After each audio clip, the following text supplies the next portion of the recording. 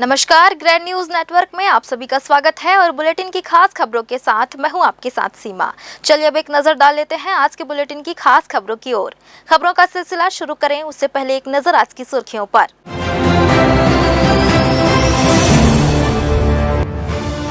धर्मांतरण को लेकर फिर मचा बवाल। उपासना स्थल में जाकर हिंदू संगठनों ने मचाया हंगामा।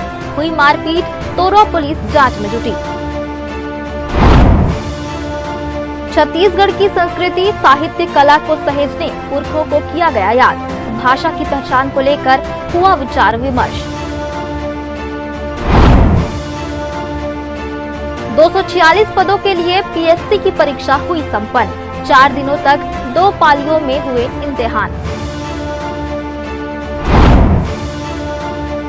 पैसेंजर नहीं मिलने से बिलासपुर अंबिकापुर फ्लाइट हुई बंद। साइट में टिकट बुकिंग क्लोज।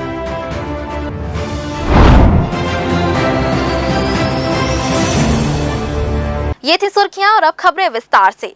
बिलासपुर में तोरवा थाना अंतर्गत केवटपारा स्थित चर्च में धर्मांतरण को लेकर बड़ा बवाल खड़ा हो गया। आरोप है कि प्रार्थना सभा की आड़ में धर्म परिवर्तन कराया जा रहा था, जिसकी भनक लगते ही हिंदू संगठन के लोग बड़ी संख्या में चर्च पहुंच गए। इसके बाद दोनों पक्षों के बीच जमकर कहासुनी और धक्का मुक्की हुई। दोनों ही पक्षों ने एक दूसरे पर मारपीट और अभद्रता के गंभीर आरोप लगाए हैं। देखिए क्या है पूरा माजरा। हिंदू संगठन के लोगों का दावा है कि उन्हें सूचना मिली थी कि चर्च में जबरन धर्म परिवर्तन कराया जा रहा है। इसी के विरोध में वे मौके पर पहुंचे, लेकिन वहां पहुंचते ही क्रिश्चियन समाज के कुछ लोगों ने उन्हें भड़काया, गाली गलौज की और धमकी दी। उनका कहना है कि स्थिति को बिगाड़ने की मंशा पहले से थी और उन्हें जानबूझकर उकसाया गया। यही नहीं, जब हिंदू संगठन का एक कार्यकर्ता थाने जा रहा था, तभी उसे रास्ते में रोककर जमकर पीटा गया। इस पिटाई का वीडियो भी हिंदू संगठन के पास है, जो जांच में अहम सबूत हो सकता है। को खबर मिला कि वहाँ पे धर्मांतरण किया जा रहा है, तो 2-4 लोग गए थे वहाँ पे। अब इनके तरफ से इकट्ठा हिंदुओं को एकदम डराने धमकाने टाइप का बात कि हम ईसा मसीह वाले हैं, हमारा कोई कुछ नहीं कर सकता है, हम जो करे वो करे वाला है। तो इसके चक्कर में हिंदुओं गाली बकने लग गए थे लोग, वहाँ पे मारने भागने धमकी चमकी सब देने लग गए थे। उसके बाद फिर जब हम लोग गए तो हम लोग के ऊपर भी मारपीट टाइप का माहौल हो गया था वहाँ पे। तो हम लोग सबके सब गए, तो बाद में फिर पुलिस वाले लोग भी आए थे साथ में। उसके बाद फिर हम लोग खाना आए उनके समझाइश में। मारपीट में धक्का मुक्की हुई थी वहाँ पे, उनके तरफ से स्टार्टिंग किया गया था, तो हमारे तरफ से हम लोग गए थे, जबकि हमारे तरफ से कोई मारपीट ऐसा हुआ नहीं है। हम लोग शासन प्रशासन के साथ में ही गए थे। आपको बता दें कि क्रिश्चियन समाज के सैकड़ों लोग थाने के अंदर थे, तो वहीं दूसरी ओर थाने के बाहर हिंदू संगठन के तमाम लोग मौजूद थे। यहाँ गहमा गहमी का माहौल दिन भर बना रहा। काफी मशक्कत और समझाइश के बाद हिंदू संगठन के लोगों को शांत कराया गया। क्रिश्चियन समाज से जुड़े लोगों ने हिंदू संगठन के कार्यकर्ताओं पर हमला करने, मारपीट करने और धार्मिक स्थल के भीतर अभद्रता करने के आरोप लगाए हैं। उनका कहना है कि जब वे शांति से प्रार्थना कर रहे थे, तभी संगठन से जुड़े कुछ लोग जबरन घुस आए और हंगामा मचाया। इस दौरान पथराव भी हुआ, जिसमें उनके एक साथी के मुंह में गंभीर चोट आई और उसका दांत टूट गया। वहाँ पे कोई धर्मांतरण का काम नहीं होता है और वो श्रद्धा का स्थान है। जैसे लोग मंदिर, मस्जिद और विभिन्न स्थानों में स्वतंत्रता पूर्वक जाते हैं, इस लोकतांत्रिक देश में संविधान के तहत लोग अपनी स्वेच्छा से आते हैं। हमने कभी किसी को आमंत्रित नहीं किया, कभी किसी को रोका नहीं और किसी प्रकार का कोई प्रलोभन नहीं किया। वही लोग हैं यहाँ उपस्थित जिनके जो हम वहां पर थे, इनमें से कोई भी नहीं कह सकता कि हमको किसी प्रकार का कोई प्रलोभन दिया गया। जब हम थाना परिसर में पहुंचे तो हमारे विश्वासी एक भाई जो साथ में आया है, बाहर से उस ठाकुर राम सिंह और उनके सहयोगियों के द्वारा पथरवा किया गया। तो कुछ महिलाओं को पीठ में लगा, पर एक भाई को होठ में लगा और उसका एक दांत टूट गया, खून निकल रहा है, डॉक्टरी मुलायजे के लिए भेजे गए हैं। और ये सब बहुत दुख के साथ हमको कहना पड़ रहा है कि ये थाना परिसर में हो रहा है। 2 समुदायों के आपस में भिड़ने की खबर लगते ही पुलिस प्रशासन हरकत में आया और मौके पर मोर्चा संभालकर दोनों पक्षों को समझाइश देने का काम करता रहा। तोरवा पुलिस दोनों पक्षों की शिकायत लेकर आगे जांच कर रही है। तोरवा थाना क्षेत्र के केवटपारा में 2 अलग अलग समुदाय के बीच में विवाद हुआ था, जिसमें दोनों पक्ष यहाँ तोरवा थाना में आया था। दोनों पक्ष से पृथक आवेदन प्राप्त करके अग्रिम वैधानिक कार्रवाई की जा रही है। दोनों पक्ष का यहाँ पर विवाद था कि वहाँ पर अलग अलग समुदाय अपने अपने पक्षों में पूजा पाठ कर रहा था, जिसको लेकर दोनों में विवाद हुआ। मारपीट की घटना की बात सामने आ रही है। और इसमें एक पक्ष का कहना था कि जब वहाँ यहाँ पर आ रहा था तो दूसरे पक्ष के द्वारा किसी अज्ञात व्यक्ति द्वारा पत्थर फेंके जाने पर एक व्यक्ति के चेहरे पे हल्की सी चोट आई है। उसमें पुलिस द्वारा मुआवजा कराया जा रहा है और उसमें भी आवेदन लेकर जांच पर से गृह वैधानिक कार्रवाई की जाएगी। मैंने बताया ना, जो भी आवेदन दिए जा रहे हैं, आवेदन में सभी पहलुओं पर जांच की जाएगी और जांच के पश्चात वैधानिक कार्रवाई की। पुलिस और जिला प्रशासन को इस गंभीर मसले पर बहुत ही बारीकी के साथ ध्यान देने की जरूरत है, क्योंकि हर रविवार कहीं न कहीं चर्च में विवाद उत्पन्न हो रहा है। मामला धर्मांतरण का सच है या झूठ, यह जांच का विषय है, मगर कानून अपने हाथ में लेने वालों को भी नियंत्रण में रखने की आवश्यकता है। ग्रैंड न्यूज के लिए कैमरामैन गोलू कश्यप के साथ पिंटू दुबे की रिपोर्ट। युवतियों पर जानलेवा हमले जैसे कांड को लेकर कांग्रेसियों ने बीजेपी सरकार पर तीखा हमला बोला है। उनका आरोप है कि जब से केंद्र और छत्तीसगढ़ में भारतीय जनता पार्टी की सरकार बनी है, तब से अपराधों में लगातार इजाफा हुआ है। कहीं जान से मारने की धमकी तो कहीं सरेआम हत्याएं और जानलेवा हमले। अपराधियों के हौसले इस कदर बुलंद हैं कि कानून व्यवस्था नाम की कोई चीज नजर नहीं आती।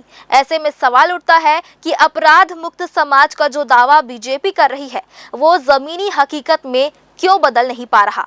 देखिए इस पूरे मामले पर ग्रैंड न्यूज की एक्सक्लूसिव रिपोर्ट। जा रही है। कल भी एक बार ऐसा हुआ घटना जहां पे एक युवक ने 3 युवतियों के ऊपर जानलेवा हमला किया। क्या कहेंगे शहर के बढ़ती क्राइम को लेकर? जब से भारतीय जनता पार्टी की सरकार प्रदेश में बनी है, लॉ एंड ऑर्डर की स्थिति खराब है। हम लोग तो ऐसा तोड़ते हैं जैसे बलौदा बाजार में जो घटना हुई, उस घटना में जिस तरीके से तोड़ फोड़ पहला अवसर था पूरे प्रदेश की राजनीति में 10, 20, 25 सालों में कि सीधा कलेक्टर ऑफिस और एसपी ऑफिस में तोड़ फोड़ किया जाना बहुत बड़ा अपमानजनक घटना थी। जब उनको नहीं छोड़ रहे लोग, तो लॉ एंड ऑर्डर तो मेंटेन होना चाहिए। और इस तरह चाकूबाजी, बलात्कार की घटनाएं ये चरम पर है और ये रुकना। कल की जो घटना हुई है, एक ही घर के 3 बहनों के ऊपर हमला किया गया था युवक के द्वारा। बिल्कुल, देखिए जिस समय हमला होता है उस समय तो जिस समय हमला होता है उस समय प्रशासन का जो वो है वातावरण, प्रशासन जब दबाव बनाता है, लोगों पे कार्रवाई करता है, तब ये घटनाएं रुकती है। 3 युवतियों के ऊपर हमला हुआ था। जैसा कि न्यूज में हम लोग देख ही रहे हैं, महिलाएं तो भाजपा की सरकार में सुरक्षित नहीं है। कल अटल आवास में 3 महिलाओं बच्चियों के साथ हमला हो गया है। आए दिन छोटी बच्चियों के साथ रेप, मर्डर और किडनैपिंग ये सब हम देख रहे हैं। ये महिलाओं को तो सुरक्षा दे ही नहीं रही हैं। यहाँ बच्चे भी सुरक्षित नहीं हैं, जो छोटे छोटे बच्चे हैं वो भी सुरक्षित नहीं है। तो भाजपा सरकार पूरी तरह से नाकाम है। यहाँ पे कुछ और महिलाएं मौजूद हैं। जिस तरह से कल घटना हुई आप देखे होंगे, कल सरगंडा थाने क्षेत्र में 3 युवतियों के ऊपर जानलेवा हमला हुआ है। क्या कहेंगे सरकार को लेकर और प्रशासन को लेकर? अभी जब से सरकार आई है, कोई भी महिला सुरक्षित है नहीं। कहीं भी बच्चे को अगर हम स्कूल भी भेजते हैं तो भी डर लगते रहता है, जैसे गई है तो वापस आ पाएगी कि नहीं। क्योंकि अभी जब से हम लोग देख रहे हैं लगातार बलात्कार हो रहे हैं, बच्ची कहीं सुरक्षित नहीं है। तो इसके लिए सरकार को सोचना चाहिए। एक तरफ तो बोलते हैं बेटी पढ़ाओ बेटी बचाओ, लेकिन उसके क्या है, मतलब उसके लिए कोई सुरक्षा कानून बनना चाहिए ना। तभी तो हमको लगेगा कि हम ऐसे देश में हैं जहां प्रधानमंत्री जी हमारे प्रधानमंत्री हैं और कुछ हमारे महिलाओं के लिए सोच रहे हैं। तो अभी तो मुझे लगता है कि हमारे अभी छत्तीसगढ़ या कहीं भी महिलाएं सुरक्षित नहीं हैं। अगर कोई महिला जा रही है वहाँ पे, उसके पास अगर बैग है, वो भी सुरक्षित नहीं। क्या क्या उसको लेकर वहाँ पे जो महिला बैठती है जी, वहाँ पे 2 और औरत बैठ के यहाँ पे गुनहगार बन जाती है और वहाँ पे जो महिला बैठी हुई तो उनका पर्स चोरी करके ले जा रहे हैं। बिल्कुल सही बात है। जो महिला महसूस करे खुद नहीं, बिल्कुल नहीं। हम लोग जैसे ही घर से निकलते हैं, मगर वापसी का कोई गारंटी नहीं है। इस तरीका से हमारा मान सम्मान लगा हुआ है इस सरकार में। हम लोग बिल्कुल सुरक्षित नहीं हैं और बाकी महिलाएं, कोई भी महिलाएं सुरक्षित नहीं हैं। और जब कांग्रेस का सरकार था उस समय सभी सरकार के पक्ष में थे और सरकार सुरक्षित थे उस समय का सभी जनता। और अभी भाजपा के शासन चल रहा है, उसमें कोई भी सुरक्षित नहीं है। और मैं ये बोलूं कि योजना भी जितना चल रहा है सभी को गलत रूप से उसको, और कई स्कूलें बंद हो गई है, बच्चों का भी हनन हुआ है, नुकसान हुआ है, क्योंकि 2 किलोमीटर के अंदर में स्कूल को कर दिए गए हैं आगे में। तो आगे स्कूल जाने में बच्चे लोगों को बहुत असुविधा हो रहा है। मैं तो कहती हूँ इस सरकार को तुरंत बदल देना चाहिए। जिस तरह से वादे किए थे ना भाजपा सरकार वालों ने कि जब हमारी शासन आएगी तो अपराध कम किए हो रही है, उसको लेकर भी आप कल ही एक घटना हुई थी, 3 युवतियों पर हमला हुआ नहीं, कानून व्यवस्था की स्थिति आज का जो हमारी मीटिंग थी ये 7 जुलाई को कांग्रेस के राष्ट्रीय अध्यक्ष माननीय मल्लिकार्जुन खड़गे जी किसान जवान और संविधान आम सभा जो होने जा रही है उसको संबोधित करने आएंगे। उसके संदर्भ में तैयारी बैठक की हमारे साथियों से कि अधिक से अधिक संख्या में हमारे साथियों के साथ हम रायपुर पहुँचे। जहाँ कानून व्यवस्था की बात बताइए, आपने कहा कि 3 महिला जो कल वो क्योंकि हमारे पूर्व विधायक हैं जी इनको जब धमकी दी जा सकती है तो सामान्य व्यक्ति का क्या हाल होगा इस छत्तीसगढ़ में शांत प्रदेश में, वो आप देख सकते हैं। महिलाएं भी डरी हुई है सर, सुरक्षित महसूस नहीं कौन ऐसा वर्ग है जो डरा हुआ नहीं है, भयभीत है। हर वर्ग भयभीत है। रात को घर से निकलते टाइम में व्यापारी दुकान बंद करके घर जाता है, आमजन बस स्टैंड रेलवे स्टेशन घर जाता है, उसको भयभीत रहता है कि मैं सुरक्षित पहुंचूंगा या नहीं। और क्या कहना चाह रहे हैं इस सरकार को लेकर आप, जिस तरह से इन्होंने वादे किए थे, युक्तिकरण की बातें सरकार हर क्षेत्र में फेल है। कानून व्यवस्था ले लो, बेरोजगारी, महंगाई, किसान, इसलिए हमने जनसभा का नाम लिखा है किसान जवान और संविधान। क्या कहेंगे सर, जिस तरह से आपको धमकी मिली गई थी आपके घर पर परिजन का मामला पुलिस केस में है, आरोपी को पकड़ा गया है और उससे पूछताछ की जा रही है। लेकिन एक मैं पूछना ही चाह रहा था, जब एक जनप्रतिनिधि एक विधायक के घर में अगर धमकी हो सकती तो आम नागरिक किस तरह से सुरक्षित है? बिल्कुल, हमारे वरिष्ठ नेता ने जो बताया वो यही बात है कि आज इस प्रकार से छत्तीसगढ़ में लॉ एंड ऑर्डर की स्थिति है बहुत ही दयनीय हो चुकी है। हर व्यक्ति परेशान है और भयभीत है और हर वर्ग को अत्याचार हो है। निरंकुश सरकार, ये सरकार चला ही नहीं पा। कल भी सरकंडा क्षेत्र में 3 युवतियों के घर में घुसकर एक युवक ने हमला किया है, जानलेवा हमला किया। 3 सगी बहनों, श्रीवास परिवार है, 3 सगी बहनों का है। मैंने पढ़ा अखबार में, मुझे बेहद दुख हुआ और यही स्थिति हो गई है। इस तरह से लगातार यहाँ पे वारदातें होते जा रही है बिलासपुर में, लोग अपने आप को सुरक्षित महसूस ही नहीं कर रहे हैं।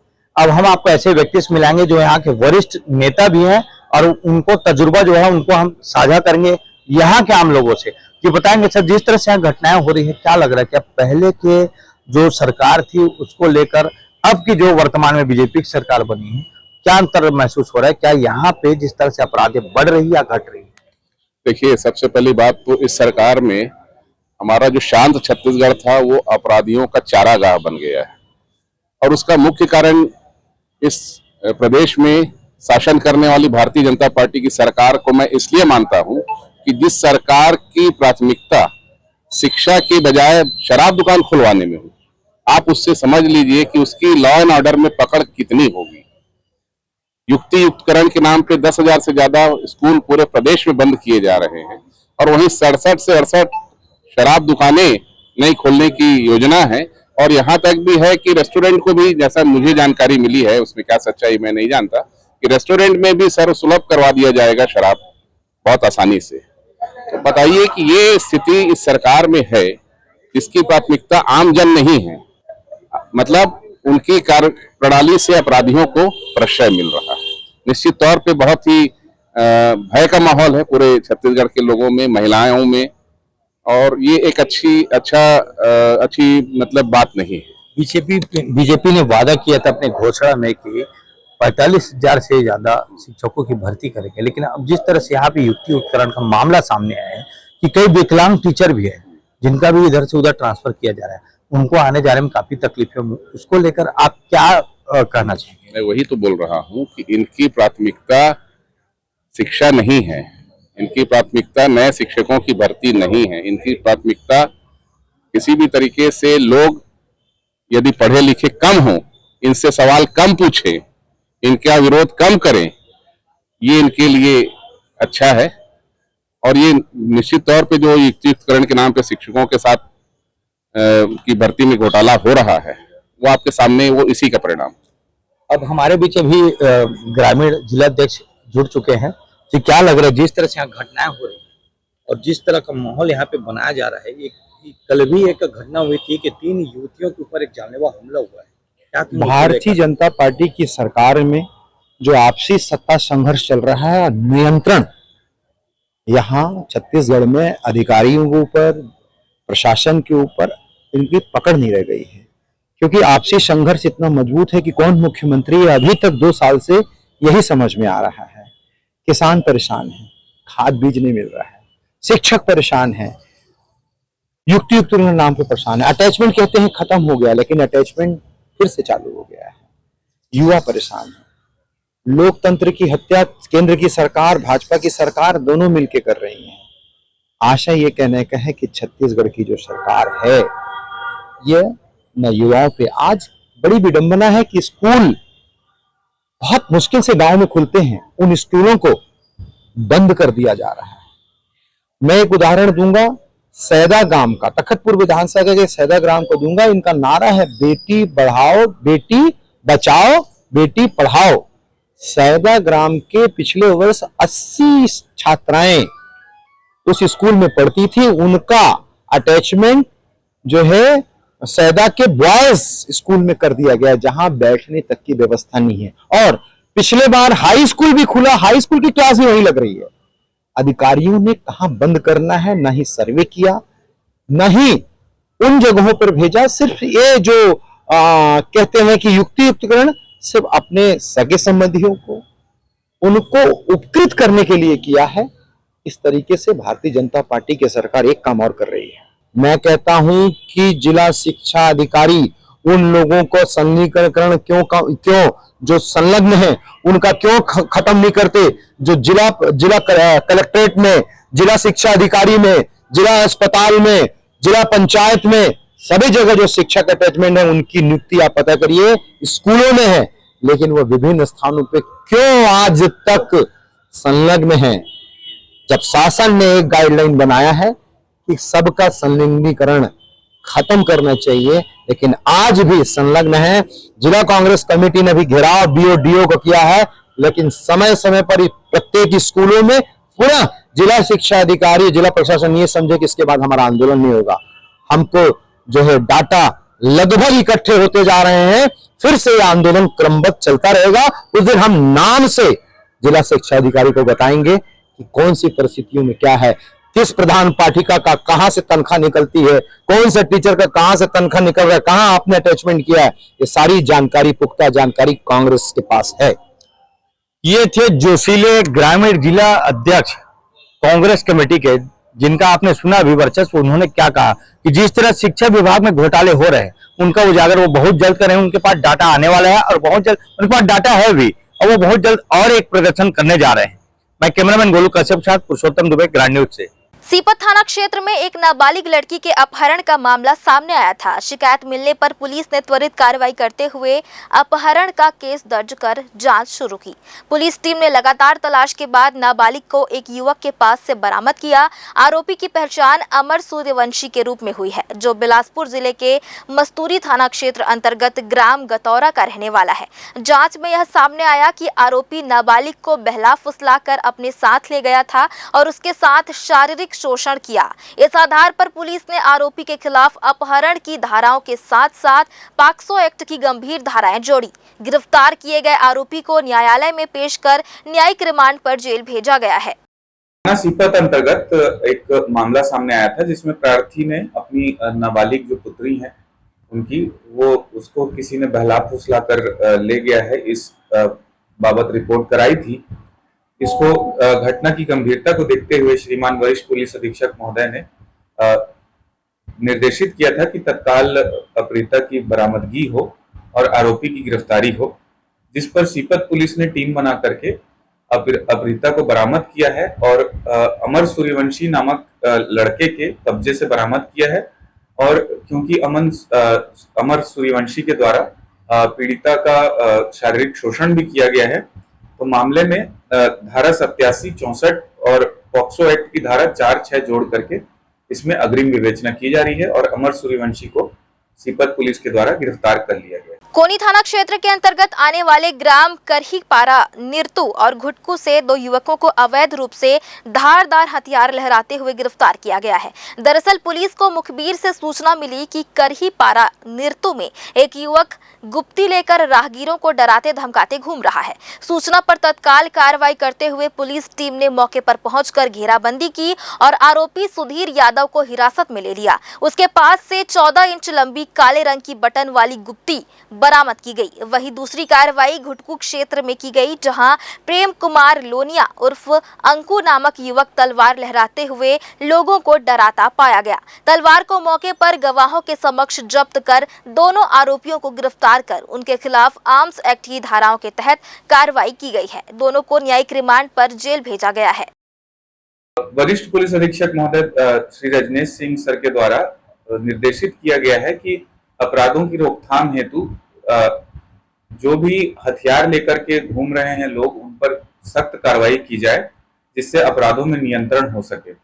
इसी तारतम्य में मुखबिर से सूचना प्राप्त हुई कि थाना कोनी अंतर्गत निरतू में आरोपी सुधीर यादव जो है वो तलवार लहरा रहा है, जिस पर और ग्राम घुटकू में आरोपी प्रेम कुमार लोनिया जो है वो एक गुप्ती नुमा तलवार लहरा रहा है। तत्काल थाना कोनी की टीम को अवगत कराया गया, जिस पर कार्रवाई करते हुए दोनों के विरुद्ध पृथक आर्म्स एक्ट के प्रकरण दर्ज किए गए हैं और दोनों को गिरफ्तार कर न्यायिक रिमांड पर भेजा गया है। फिलहाल वक्त हो चला है एक छोटे से ब्रेक का। ब्रेक के बाद भी खबरें जारी रहेंगी। बने रहिए ग्रैंड न्यूज नेटवर्क के साथ।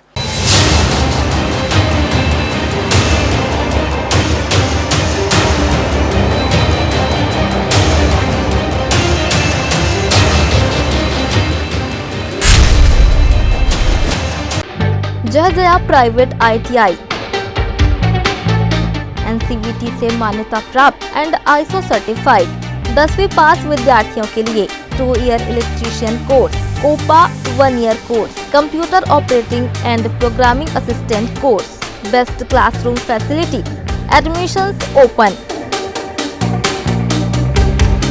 Jaya private ITI, riverview colony, Koni, Bilaspur, Chhattisgarh.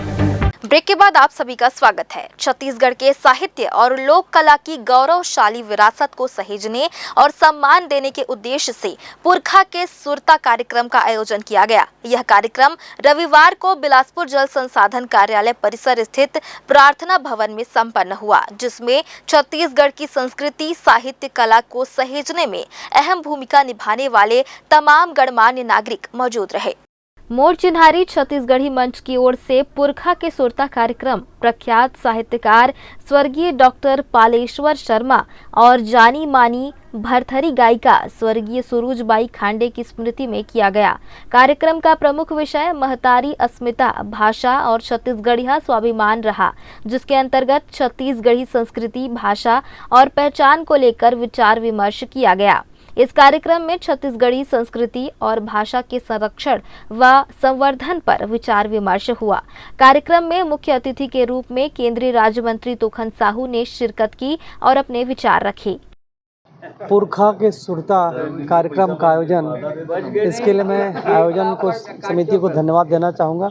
अपने पुरखों के योगदान को याद करना, उनसे प्रेरणा लेकर के हमारा ये प्रदेश, हमारा समाज आगे बढ़े, ये बहुत शानदार कार्यक्रम है। अपने पुरखों के योगदान को याद करके, स्मरण करके हम अपने जीवन मूल्यों में स्थापित करके हम उससे आगे बढ़ सकते हैं, प्रेरणा ले सकते हैं। बहुत अच्छा शानदार कार्यक्रम है। वक्ताओं ने स्वर्गीय डॉक्टर पालेश्वर शर्मा के साहित्यिक योगदान और स्वर्गीय सुरुजबाई खांडे की भरथरी गायन कला के माध्यम से छत्तीसगढ़ी लोक संस्कृति को देश विदेश तक पहुंचाने में उनके अतुलनीय योगदान को याद किया। कार्यक्रम में उपस्थित अतिथियों ने छत्तीसगढ़ी भाषा को 8वीं अनुसूची में शामिल करने और इसे शिक्षा के माध्यम के रूप में प्रोत्साहित करने की आवश्यकता पर बल दिया। छत्तीसगढ़ की कला और संस्कृति को दुनिया में आगे बढ़ाया, छत्तीसगढ़ का गौरव और मान सम्मान बढ़ाया। ऐसे जो हमारे पुरखे हैं, हमारे पूर्वज हैं, उनके काम को, उनके योगदान को स्मरण करना, उनसे प्रेरणा लेना, ये इस कार्यक्रम का उद्देश्य है। तो निश्चित रूप से ये बहुत ही महत्वपूर्ण कार्यक्रम है पुरखा का सुरता, उन्होंने कैसे कला के क्षेत्र में, साहित्य के क्षेत्र में संघर्ष किया, मेहनत किया और एक मुकाम को हासिल किया, ये हम सब के लिए प्रेरणादायी होगा। यह आयोजन छत्तीसगढ़ के संस्कृति गौरव को पुनर्जन्म और नई पीढ़ी को अपनी जड़ों से जोड़ने का एक महत्वपूर्ण प्रयास साबित हुआ। मोर चिन्हारी छत्तीसगढ़ी मंच ने इस अवसर पर भविष्य में भी ऐसे आयोजनों के माध्यम से छत्तीसगढ़ी संस्कृति और स्वाभिमान को बढ़ावा देने का संकल्प दोहराया। कार्यक्रम में एक भाव एक जुड़ाव की भावना के साथ कई प्रमुख हस्तियां पहुना के रूप में शामिल हुई। एक भाषा है, एक संस्कृति है छत्तीसगढ़ी, तेकर खातिर हमन मोर चिन्हारी छत्तीसगढ़ी जे भी छत्तीसगढ़िया है, जे है छत्तीसगढ़ी भाषा, छत्तीसगढ़ी संस्कृति, छत्तीसगढ़ी परंपरा, रीति रिवाज जेला भी जुड़ के काम करत है। जेन क्षेत्र में भी है ओकर चिन्हारी का है छत्तीसगढ़ी, छत्तीसगढ़िया के आए, तेकरे खातिर एक जुड़ाव करत हन, एक भाव एक जुड़ाव। अपन अपन क्षेत्र में सब काम करत हैं, लेकिन ओमन संगठित नहीं हो पाते। तेकरे खातिर हमन हमर पुरखा मन के सुरता करत डॉक्टर पालेश्वर शर्मा और सुरुजबाई खांडे जी के सुरता करत कार्यक्रम ला करत हन। अभी रायपुर में हमन लक्ष्मण मस्तूरिया जी ला सुरता करत कार्यक्रम करें, काबर की नवा लड़का नवा पीढ़ी है ये छत्तीसगढ़िया जो भी हमार इतिहास में दर्ज है ओमन के करे बुतला बिल्कुल नहीं जाना थे, अनजान है। तो हमन एक खातिर बर सब बहनी मन अवे मेरे जत्ता जन भी आए हैं, आप देखा था तेमन सब जन छत्तीसगढ़ी बर कुछ न कुछ अपन योगदान दे हैं। जत्ता जन बड़का बड़का मुड़ी है मन, कोई छोटे वे नहीं है, सबके अपन अपन। पुरखा के सुरता कार्यक्रम का मुख्य उद्देश्य छत्तीसगढ़ के दिवंगत सामाजिक, साहित्यिक और सांस्कृतिक हस्तियों को याद करना और उनके योगदानों को सम्मानित करना है। यह कार्यक्रम विशेष रूप से उन लोगों को श्रद्धांजलि देता है जिन्होंने समाज, कला और साहित्य के क्षेत्र में महत्वपूर्ण योगदान दिया है। ग्रैंड न्यूज के लिए कैमरामैन राकेश मिश्रा के साथ भारतेंदु कौशिक की रिपोर्ट।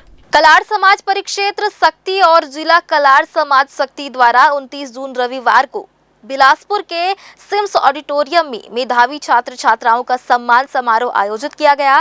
कार्यक्रम में मुख्य अतिथि के रूप में छत्तीसगढ़ शासन के कैबिनेट मंत्री श्याम बिहारी जायसवाल शामिल हुए। बिलासपुर के सिम्स ऑडिटोरियम में रविवार को कलाड़ समाज के मेधावी छात्र छात्राओं को सम्मानित किया गया। इस मौके पर कार्यक्रम की गरिमा बढ़ाने के लिए छत्तीसगढ़ शासन के कैबिनेट मंत्री श्याम बिहारी जायसवाल मुख्य अतिथि के रूप में शामिल हुए। कार्यक्रम में प्रदेश भर के कलाड़ समाज के पदाधिकारियों की उपस्थिति रही। मुख्य अतिथि ने इस अवसर को समाज के लिए गर्व का पल बताया। सामूहिक एकजुटता के साथ समाज को आगे ले जाने पर उन्होंने जोर दिया।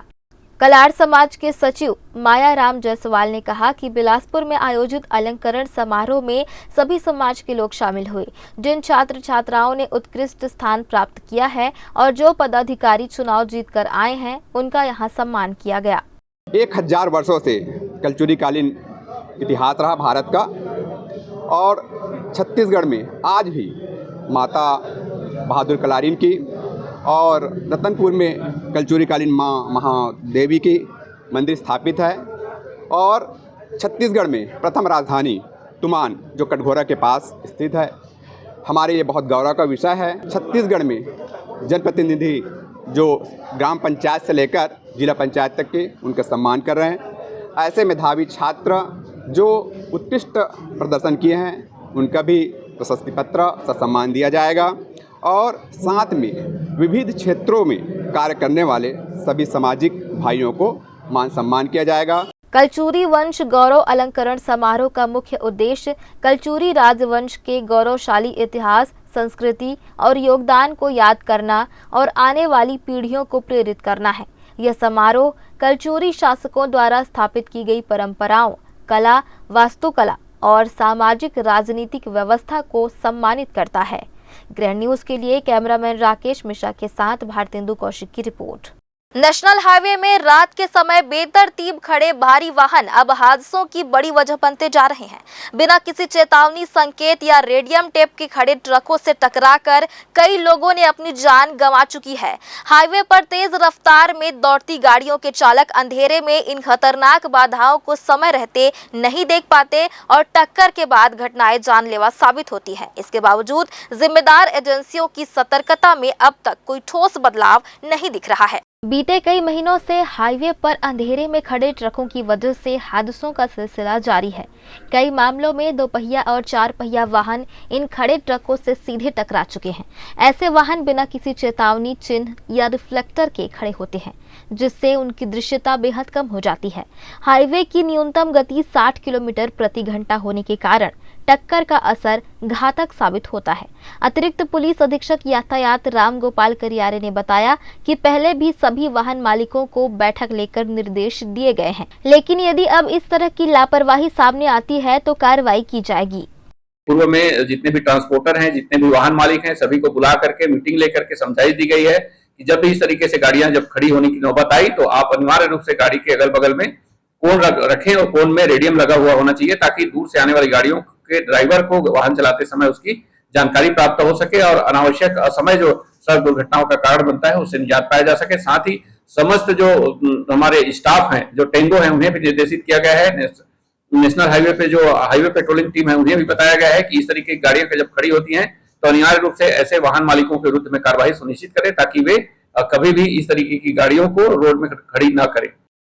इन घटनाओं की जानकारी ट्रक चालकों से लेकर अधिकारी और आम लोग सभी को है, लेकिन फिर भी नियमों की धज्जियां उड़ाई जा रही हैं। आवश्यक है कि रात में खड़े वाहनों की निगरानी के लिए अलग से व्यवस्था की जाए और चेतावनी संकेतों के बिना खड़े ट्रकों पर त्वरित कार्रवाई हो। ग्रैंड न्यूज के लिए कैमरामैन गोलू कश्यप के साथ पिंटू दुबे की रिपोर्ट। बिलासपुर खनिज विभाग द्वारा जिले में खनिजों के अवैध उत्खनन, परिवहन एवं भंडारण के विरुद्ध सख्त कार्रवाई की जा रही है। इसी क्रम में तहसील बेलगहना के करही कछार, रतखंडी, खोलीपारा, झेझरीपारा और केकराडीह क्षेत्रों का निरीक्षण किया गया। निरीक्षण के दौरान ग्राम पंचायत करही कछार के खोलीपारा, झेझरीपारा एवं केकराडीह मोहल्ला में 14 अलग अलग स्थानों पर लगभग 300 ट्रिप ट्रैक्टर ट्रॉली रेत का अवैध भंडारण पाया गया। खनिज नियमों के तहत इन सभी भंडारित खनिजों रेत को जब्त किया गया। मौके पर मौजूद ग्रामीणों ने जानकारी दी कि रेत का भंडारण किसी अज्ञात व्यक्ति द्वारा किया गया है। जब्त रेत को ग्राम कोटवार मुक्ता मड़ी मानिकपुरी के सुपुर्द किया गया है। एक बार फिर से वक्त हो चला है छोटे से ब्रेक का। ब्रेक के बाद भी खबरें जारी रहेंगी। बने रहिए ग्रैंड न्यूज नेटवर्क के साथ।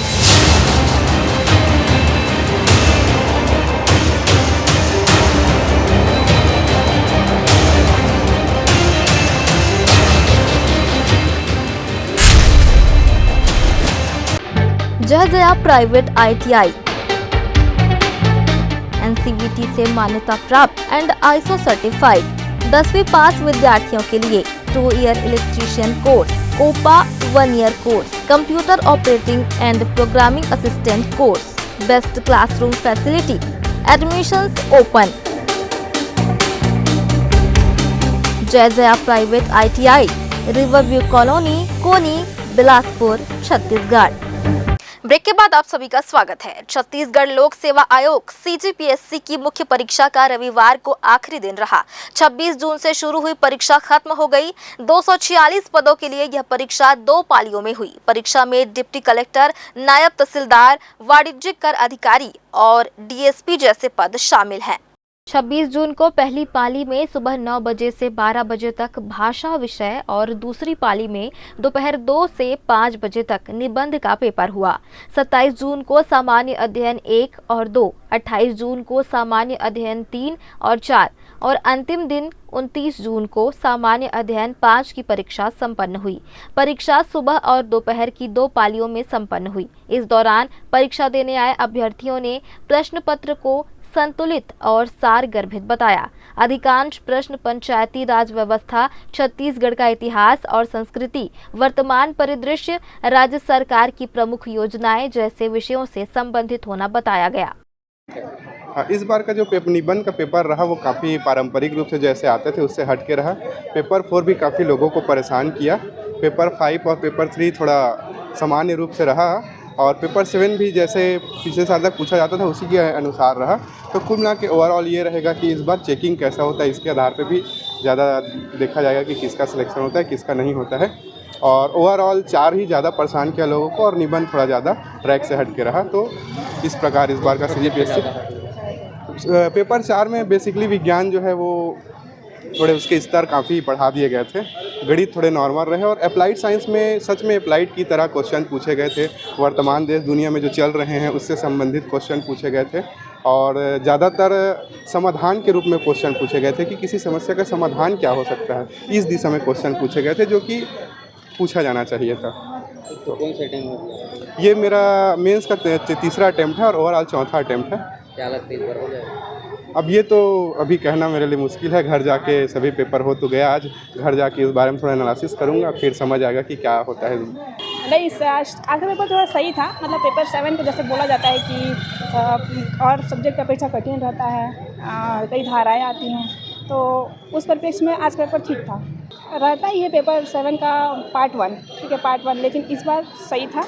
और पार्ट 2 का रहता है कि हमेशा अंतर्राष्ट्रीय परिदृश्य से रहता है, खेल रहते हैं उसमें, तो अभी भी मतलब उतना हार्ड नहीं पूछा गया था। बाकी जो करंट से अपडेट रहा होगा वो लिख लिया होगा।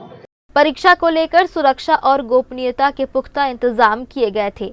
अभ्यर्थियों के अनुसार प्रश्न पत्र ना तो बहुत कठिन था और ना ही बहुत आसान। कुछ सवालों को तथ्यों और विश्लेषण के आधार पर हल करना पड़ा, जिससे परीक्षा के स्तर को मानक और प्रतिस्पर्धात्मक माना जा रहा है। सब्जेक्ट कहा जाए तो साइंस का जो पोर्शन था ना, साइंस और ऑपरेशन, केमिस्ट्री, फिजिक्स और बायो, वो थोड़ा सा था, एकदम फैक्चुअल नहीं था, थोड़ा सा 11वीं 12वीं सिलेबस से थोड़ा जोड़ दिया है। और कितने बार पेपर दिलाने लगे? ये मेरा चौथा अटेम्प्ट था। क्या लगता है इस बार कैसे रहेगा, चल जाएगा? अब बोल नहीं सकते क्योंकि चेकिंग का स्तर अलग हो चुका है पिछले साल से, जिसमें 7 सब्जेक्ट 7 पेपर होता है, उसके तहत 7 पेपर में चौथा पेपर थोड़ा मुश्किल आया था। आज के पेपर 7th पेपर था, जिसमें अंतर्राष्ट्रीय संबंध और शैक्षणिक संस्थान जो होती है उनके उत्थान के बारे में क्वेश्चन था। लेकिन हाल ही में जो न्यू एजुकेशन पॉलिसी आई है उस पर ज़्यादा बेस्ड क्वेश्चन थे, जो फैक्ट थे, तथ्य, जैसे अपार आईडी क्या है, एनसीएफ क्या है, ये सब। और साथ ही भारत के अंतर्राष्ट्रीय संबंध जो हैं बांग्लादेश के साथ हो गए या अमेरिका के साथ हो गए, उस पर भी क्वेश्चन बेस्ड था। तो ये जो है विश्लेषणात्मक ज़्यादा आया था। इस बार का जो पेपर है उसका लेवल अच्छा था, तो अब देखो आगे क्या होता है। अभ्यर्थियों के लिए यह परीक्षा सरकारी सेवा में प्रतिष्ठित पदों तक पहुंचने का एक महत्वपूर्ण अवसर है। इस मुख्य परीक्षा के माध्यम से डिप्टी कलेक्टर, नायब तहसीलदार, वाणिज्यिक कर अधिकारी और डीएसपी जैसे कुल 246 पदों पर भर्ती की जाएगी। ग्रैंड न्यूज के लिए कैमरामैन राकेश मिश्रा के साथ भारतेंदु कौशिक की रिपोर्ट। छत्तीसगढ़ स्वास्थ्य विभाग में देर रात बड़ा प्रशासनिक बदलाव करते हुए कुल 34 अधिकारियों के तबादले का आदेश जारी किया गया है। इनमें बिलासपुर और बस्तर संभाग के संयुक्त संचालक, 11 जिलों के मुख्य चिकित्सा एवं स्वास्थ्य अधिकारी सीएमएचओ, 4 जिलों के सिविल सर्जन और अन्य वरिष्ठ चिकित्सा अधिकारी शामिल हैं। जारी आदेश के मुताबिक राज्य सरकार ने विभागीय ढांचे को अधिक प्रभावी और क्षेत्रीय स्वास्थ्य सेवाओं को मजबूत करने की दिशा में यह बड़ा कदम उठाया है। बिलासपुर जिले के सीएमएचओ डॉक्टर प्रमोद तिवारी के रिटायरमेंट के बाद बिल्हा सामुदायिक केंद्र में नेत्र सहायक के पद पर पदस्थ एवं जिला अंधत्व निवारण की नोडल अधिकारी डॉक्टर शुभा गढ़ेवाल को जिला बिलासपुर का नया सीएमएचओ बनाया गया है। बता दें कि बिलासपुर सीएमएचओ डॉक्टर प्रमोद तिवारी 31 मई को रिटायर हो गए थे। इसके बाद कई नामों की अटकलें लगाई जा रही थी। डॉक्टर शुभा गढ़ेवाल अन्य लोगों से सीनियर मानी जा रही हैं, इसलिए उन्हें सीएमएचओ का प्रभार सौंपा गया है। तखतपुर ब्लॉक के खमहरिया गांव में सड़क बनाने के लिए क्षेत्रीय विधायक धर्मजीत सिंह ने 6 लाख की स्वीकृति दी, जिस पर कार्य एजेंसी ने अभी तक कार्य प्रारंभ नहीं किया है। यहाँ के ग्रामीण सड़क समस्या से खासे परेशान हैं। एक तरफ विकसित भारत का नारा लगाते हुए सरकार खूब वाहवाही लूटती है, वहीं खमहरिया गांव के निवासियों को अंतिम संस्कार के लिए शमशान घाट तक नसीब नहीं हुआ है। बारिश के दिनों में गांव में किसी भी की मृत्यु होती है तो अग्नि देने वाले परिजन शव जलाने के दौरान टिन की छावनी बनाकर शौच जलाते हैं और उसका इंतजार करते हैं। गांव में शमशान घाट जाने के लिए सड़क भी नहीं है। गांव के कई मुखिया बदल चुके हैं, कितने क्षेत्र के विधायक बदले, पर आज तक खमरिया गांव में शमशान घाट नहीं बन पाया, जिससे ग्रामीण अपने आप को सरकार से मिलने वाली सुविधाओं से ठगा हुआ महसूस करते हैं। सुशासन तिहार में गांव के सरपंच ने अर्जी लगाई थी कि पंचायत की खाली पड़ी भूमि जो शमशान घाट से लगी हुई है उसे कब्जा कर लिया गया है, जिसका समाधान शिविर में अभी तक नहीं हुआ है। हमारे ग्राम पंचायत खमरिया में सबसे बड़ी मांग है, बरसात के समय में शमशान घाट में एक सेट नहीं है मुक्तिधाम के रूप में। तो अभी क्या है, वर्तमान में जो भी है मतलब जीवित परिवार से या कोई भी यहाँ पे ख़त्म होता है तो उनको ले जाने के लिए, देह संस्कार के लिए वहाँ पर एक सेट भी नहीं है। तो बारिश में कुछ ना कुछ अपने सुविधा अनुसार यहाँ पर करने में समस्या होती है। तो उनको देखते हुए प्रशासन से मैं यही की मांग करना चाहूँगा कि जल्द से जल्द हम लोग को कम से कम 2-3 सेट मुक्तिधाम का दे। यहाँ पे बहुत ऐसे सामुदायिक समाज रहते हैं, सबकी आवश्यकताओं को पूर्ति करते हुए संज्ञान में ले सरकार जो है जो भी है, और इनके लिए जो भी उचित कदम उठाना चाहेंगे जल्द से जल्द उठाए।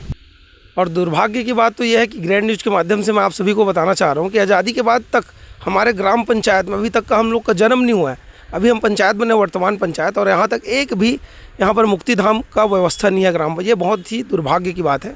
और ऑलरेडी यह स्वीकृति हो चुकी है 6 लाख की राशि, और ये राशि स्वीकृति होने के बावजूद भी उसका जो एजेंसी है अभी तक लापरवाही दिखाते हुए अभी तक रोड निर्माण नहीं किया है। इसके वजह से बच्चों को यहाँ पर बहुत काफ़ी परेशानी का सामना करना पड़ता है। कीचड़ में बच्चे स्कूल जाते हैं, आए दिन यहाँ पे कुछ ना कुछ हादसा होती रहती है। तो ये बहुत गैर लापरवाह है। और जो नाली की समस्या है उनको देखते हुए यहाँ पर बहुत सारे गंभीर समस्या और संक्रमित बीमारी फैलने का वो है। मुक्तिधाम में कोई छाया नहीं है, और ओखर साथ साथ कोई भी ख़त्म होते, हमारे परिवार में भी ख़त्म हो से तो कोई जलाए के में साधन नहीं रही से झिल्ली पन्नी लेके टिप्पा टप्पा लेके जलाए पड़ते। गांव में बहुत दिक्कत जाती है। मुक्तिधाम में कोई छाया भी नहीं है, ना कुछ नहीं है, और सोझे खुला है, और पानी वानी गिरते तो बहुत तकलीफ जाते। और गांव में नाली वाली सब के बहुत परेशानी है। आसपास के आदमी गिरते, गांव में कई जन गिर के लाग देते, गाली दे जाते। आन गांव के आदमी बोलत भी जाते कि ये गांव इतना कीचड़ है आज तक कि सुधरे नहीं के तक बोलते हैं गांव में। बिलासपुर के सरकंडा थाना क्षेत्र में प्यार का ऐसा खौफनाक अंजाम सामने आया जिसने पूरे इलाके को दहला कर रख दिया। प्रेमिका पर किसी और से संबंध होने के शक में एक युवक ने अपने दोस्त के साथ मिलकर न सिर्फ प्रेमिका बल्कि उसकी 2 बहनों पर भी जानलेवा हमला कर दिया। लोहे के धारदार चापड़ से तीनों को बुरी तरह घायल कर दिया गया। वारदात के कुछ ही घंटों के भीतर दोनों आरोपियों को पुलिस ने गिरफ्तार कर लिया है। घटना 27 जून की रात करीब 9 बजे की है। सरकंडा के भूकंप अटल आवास में उस वक्त अफरा तफरी मच गई जब एक कमरे से चीख पुकार सुनाई दी। मौके पर पहुंचे लोगों ने देखा कि उर्मिला श्रीवास, सुनीता उर्फ सुषमा और रानी श्रीवास उर्फ प्रमिला खून से लथपथ हालत में पड़ी थी। उर्मिला की हालत बेहद गंभीर थी, जिसने बताया कि अमन पटेल नाम के युवक ने तू मेरी नहीं तो किसी की नहीं हो सकती कहते हुए धारदार हथियार से ताबड़तोड़ हमला कर दिया। बीच बचाव करने आई उसकी बहनों को भी नहीं बख्शा गया। थाना सरकंडा अंतर्गत भूकंप अटल आवास में ब्लॉक डी में एक घर में किराया का घर लेकर के 3 सगी बहनें रहती थी कोरबा से आकर के, और यहाँ जीवन यापन करती थी। उनमें से एक बहन का संबंध अमन पटेल नामक युवक से था, और पिछले 3 वर्षों से इनका संबंध था। और जब ये जो युवती है वो उससे ब्रेकअप करना चाहिए, संबंध को तोड़ना चाहिए, तो इससे शुद्ध होकर के अमन पटेल उनके घर आया और उसको समझाने की कोशिश किया। अपने मित्र अमित कुमार सिंह के साथ उनके घर गया भूकंप अटल आवास में और समझाने की कोशिश किया। नहीं समझने पर जो युवती है उसके ऊपर हमला किया, और जो उनकी 2 बहनें हैं वो बीच बचाव करने आई, उनके ऊपर भी प्राणघातक हमला किया, और वहां से अपने मित्र के साथ वापस कोरबा फरार हो गया। थाना सरकंडा ने 12 घंटे के भीतर दोनों आरोपियों को कोरबा से गिरफ्तार कर लिया है, और घटना में प्रयुक्त जो लोहे का चापड़ था और जो मोटरसाइकिल है उसको विधि सम्मत तरीके से हमने जब्त कर लिया है। घटना की जानकारी मिलते ही सरकंडा पुलिस ने तुरंत घेराबंदी कर दोनों आरोपियों अमन पटेल और उसके साथी अमित कुमार सिंह को भागते हुए कोरबा के ग्राम अरदा से गिरफ्तार कर लिया। पूछताछ में आरोपियों ने अपना गुनाह कबूल कर लिया है। उनके पास से वारदात में प्रयुक्त बाइक और झाड़ियों में छिपाया गया चापड़ भी बरामद किया गया है। प्रेमिका पर शक ने एक युवक को हैवान बना दिया, जिसने 3 जिंदगियों को मौत के मुहाने पर ला खड़ा किया। पुलिस ने दोनों आरोपियों को न्यायिक हिरासत में जेल भेज दिया है। ग्रैंड न्यूज के लिए कैमरामैन गोलू कश्यप के साथ पिंटू दुबे की रिपोर्ट। एक बार फिर से वक्त हो चला है छोटे से ब्रेक का। ब्रेक के बाद भी खबरें जारी रहेंगी। बने रहिए ग्रैंड न्यूज नेटवर्क के साथ।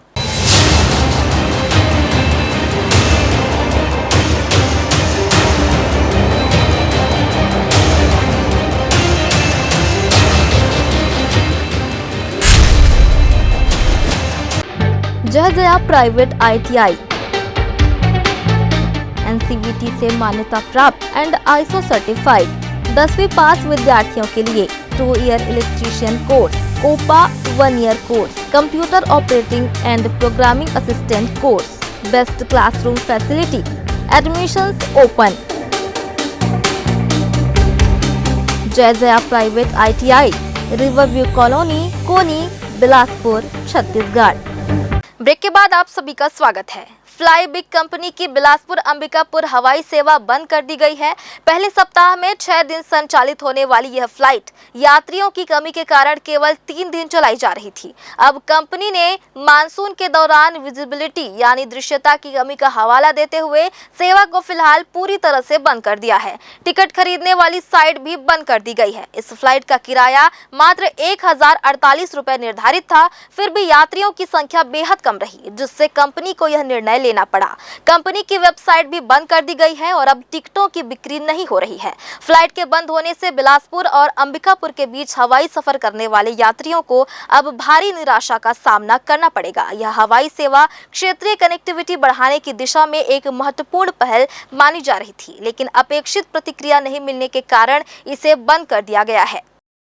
बिलासा देवी केवट एयरपोर्ट द्वारा जबलपुर, कोलकाता और जगदलपुर के लिए उड़ने वाली फ्लाइट का रिस्केड्यूल किया गया है। अलायंस एयर द्वारा जारी किए गए शेड्यूल में 1 जुलाई को कोलकाता की फ्लाइट रद्द कर दी गई है। संशोधित समय के अनुसार महज रविवार और बुधवार की फ्लाइटों में बदलाव किया गया है। यह स्थिति 15 जुलाई तक ही रहेगी। इसके बाद पुनः फ्लाइट अपने तय समय पर चलेगी। बताया जा रहा है कि 6 और 13 जुलाई की फ्लाइट ज्यादातर रिस्केड्यूल हो चुकी है, जिसके अनुसार दिल्ली से जबलपुर की फ्लाइट 6:55 से उड़ान भरकर 9:05 पर पहुंचेगी। वहीं 10:20 पर बिलासपुर पहुंचकर 11:40 में कोलकाता के लिए उड़ान भरेगी। इसी प्रकार कोलकाता से बिलासपुर के लिए 1:05 पर उड़ान भरेगी और 14:55 में बिलासपुर में फ्लाइट लैंड करेगी। बिलासपुर से दोबारा जबलपुर के लिए 3:15 से उड़ान भरेगी और जबलपुर से शाम 18:55 पर वापस बिलासपुर आएगी। यह फ्लाइट 6 और 13 जुलाई को प्रभावित होंगी। दोनों ही दिन रविवार के होंगे। इसी प्रकार बुधवार 2 और 9 जुलाई को दिल्ली से बिलासपुर आने वाली फ्लाइट सुबह 6:50 पर दिल्ली से उड़ान भरकर 9:30 पर बिलासपुर पहुंचेगी। इसके बाद बिलासपुर से कोलकाता 11:40 में पहुंचेगी। कोलकाता से दोपहर 1 बजे उड़ान भरकर 14:55 को बिलासपुर लैंड करेगी। बिलासपुर आने के बाद फ्लाइट 3:25 में जगदलपुर पहुंचेगी। जगदलपुर से जबलपुर 4:55 पर पहुंचेगी और जबलपुर से शाम 5:20 में उड़ान भरकर शाम 7:25 पर दिल्ली पहुंचेगी। अलायंस एयर ने 1 जुलाई को कोलकाता की फ्लाइट रद्द कर दी है। दक्षिण पूर्व मध्य रेलवे बिलासपुर जोन ने यात्रियों की सुविधा के लिए बिलासपुर काचीगुडा के बीच स्पेशल ट्रेन सेवा शुरू की है। यह ट्रेन 30 जून से 14 जुलाई तक 4 फेरे के लिए चलाई गई है। जो ट्रेन बिलासपुर से 30 जून, 7 जुलाई और 14 जुलाई को रवाना होगी। वापसी में काचीगुडा से 1 जुलाई, 8 जुलाई और 15 जुलाई को चलेगी। ट्रेन में कुल 17 कोच होंगे। इनमें 5 जनरल, 7 स्लीपर और 2 AC 3 टियर और 2 SLRD कोच शामिल हैं। रेलवे प्रशासन ने काचीगुडा रेलवे स्टेशन के प्लेटफॉर्म में आवश्यक कार्य के लिए इस गाड़ी को काचीगुडा के स्थान चर्लपल्ली तक ही चलाने की घोषणा की है। यह गाड़ी काचीगुडा एवं चर्लपल्ली के बीच नहीं चलेगी।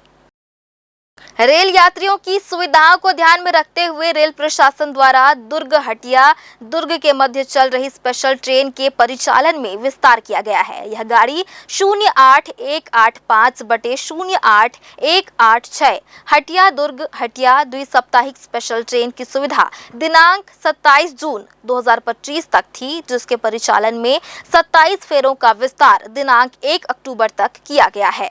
08185 हटिया दुर्ग द्विसाप्ताहिक स्पेशल ट्रेन का परिचालन दिनांक 1 जुलाई से 30 सितंबर 2025 तक विस्तार किया गया है। इसी प्रकार विपरीत दिशा में भी 08186 दुर्ग हटिया द्विसाप्ताहिक स्पेशल ट्रेन का परिचालन दिनांक 2 जुलाई से 1 अक्टूबर 2025 तक किया गया है। मध्य एक द्विसाप्ताहिक ट्रेन चला करती है, स्पेशल ट्रेन जिसे हम चला रहे हैं, और ये ट्रेन जो है 27 जून तक चल रही थी। इसके परिचालन में 27 फेरों का और विस्तार किया गया है और ये ट्रेन अब 1 अक्टूबर 2025 तक चलेगी, तो जिससे कि दुर्ग एवं हटिया के बीच में जाने के लिए यात्रियों को कंफर्म बर्थ की सुविधा उपलब्ध हो सके। फिलहाल आज के इस बुलेटिन में बस इतना ही। अगले बुलेटिन में फिर होगी आपसे मुलाकात। तब तक के लिए मुझे और मेरी पूरी टीम को दीजिए इजाजत। नमस्कार।